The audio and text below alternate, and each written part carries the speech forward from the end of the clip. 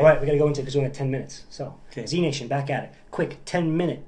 Call it podcast, call it fun, call it nonsensical, call it safe humor, call it risky humor. We're going with it. This is the one and only Cannonball. The Cannonball Clemens, number 24. Also, my world famous one and only dad, father, humorous being, observationist being. It's the one, the only, Alan Clemens.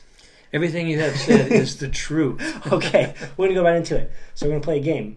Ready. We'll both do it.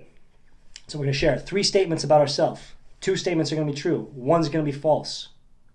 I'm And ready. you're not going to say which ones are which. No. I have to guess, and I'll do the same for you. Okay. So are you ready? I am born ready. Okay, let's get into it. If you need to think about it, I am ready. are you already ready to share? I'm ready to share. This is why we talked about this before. I said I putting was the camera born on. ready. Born ready. Are you ready? I'm ready. Okay. Speaking of born. Let me, I just need to put the timer there. There we go. We got 9 minutes left. Speaking of born, I once was born in the back seat of a 1950 Chevy on the way to Jamestown Hospital.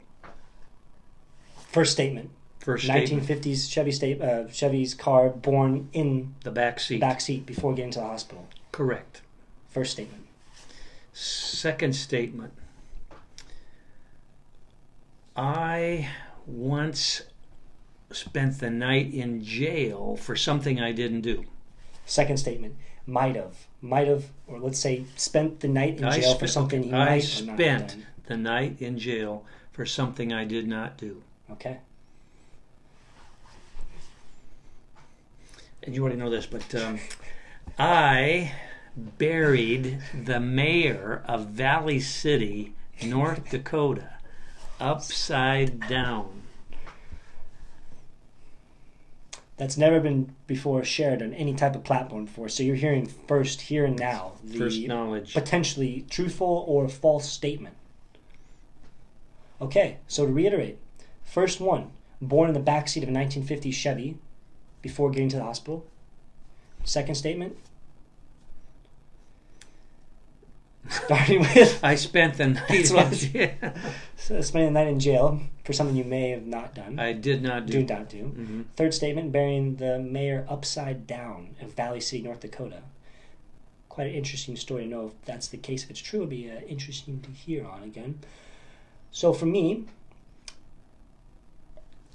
to say which one is true, or which ones are true, I know for a fact that the last one you shared is true. You definitely buried the mayor upside down in Valley City, North Dakota. Upside down. He was a heavy individual. Correct. I'm going to say the first statement, being born in the backseat of a 1950s Chevrolet car, that's also a truthful statement. Correct. So the false statement is spending the night in prison for something you... No, in jail. Oh, in jail. Prison and jail are 2 separate Correct. entities or locations or environments. So spending the night in jail for something that you did not do is false. That is correct. What's the technicality? Is there a I technicality? never spent the night in jail for something I did not do.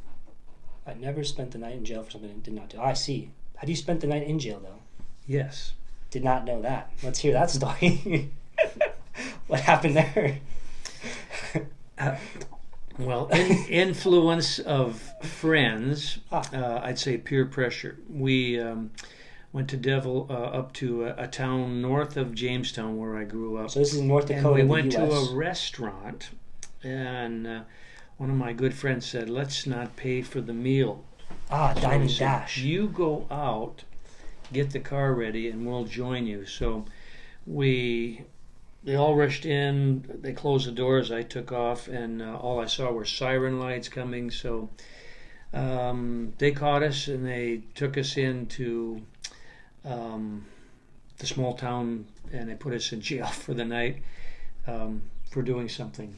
What was it something you did? You dined Yeah, and dash. we dined and dash. Yeah, on a dare.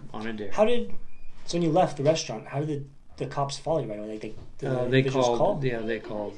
Somebody. Individuals called. Yeah, the people in the restaurant. They told the whoever the waitress was, and there were policemen right there. So we didn't even know. Oh, this sounds like a It was- setup job. It was. Insider job. So I'm guilty. I got framed.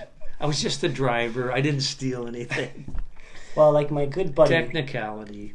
Like my good buddy says, my good buddy, not that I know him, but reading his books, John Maxwell, either you win or you learn. So what did you learn from that?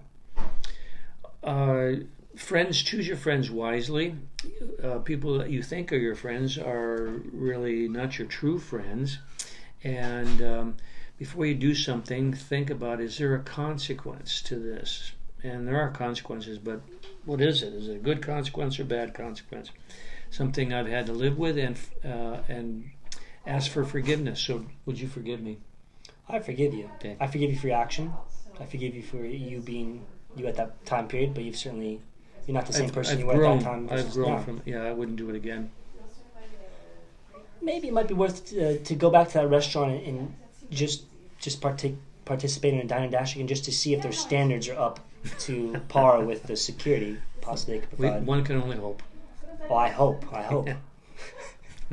Have you? Well, you've certainly been in prison or jail. No, just not. That was the only time in jail. Well, okay, you want to know the lesson? The lesson from this, because I have been a mentor in prison. A moment in time. We're back to the moment things. Can lead to a bad consequence. All these things that people are in prison for are a thing they did in a moment of time. Yeah, it cost them. Yeah. So I was lucky. Absolutely, could have gone a completely different route. You never know. Yeah. I think it'd be interesting to know, like at that point in your life when you're in the jail, who you probably never would have guessed, like you'd be in a detention center, being like jail or prison again, being through like your mentorship you do in prison. Like, right. You probably would never envision yourself in like that time. Like, do you remember what you thought about when you were in jail? Well, I'm in there with my friends, and we're all worried about what are our parents going to say when they find out. What did your parents say when they found out?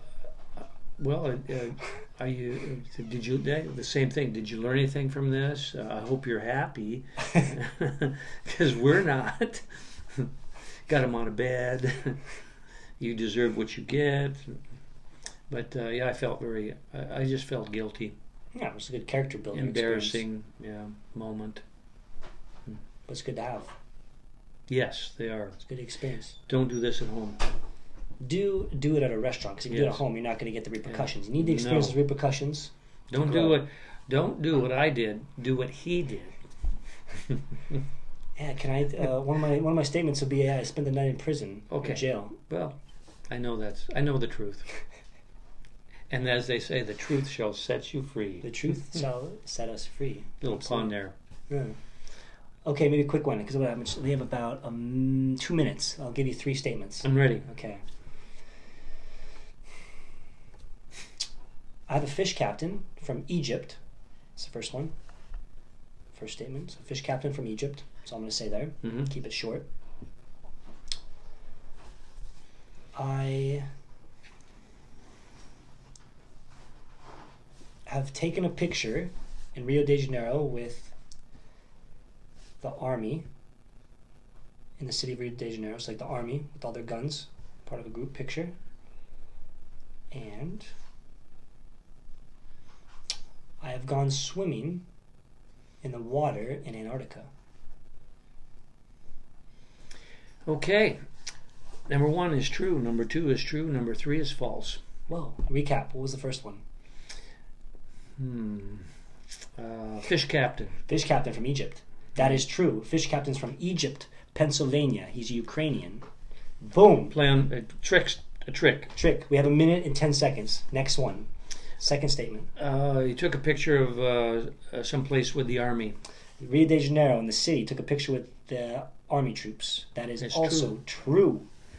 The false one did not go swimming in the water of Antarctica, unfortunately. Was looking to, but then some individuals found out and you're not supposed to because of laws put in place to protect the environment. Hypothermia. And also, hypothermia can come about and take place. Mm-hmm. Not to be confused with hippothermia. Because that's why there's no more hippos in there, because they've become extinct from swimming. I see. The high sea. The high seas, the hippos are getting extinct. Yeah. Okay, 20 seconds left. Farewell words to the Z Nation, to the Z Land. Always smile at your audience, because then they will smile back at you. Give us our best smile. We're going to sign off with smiles. Much love. Take care and always smile. Peace. love, unity, and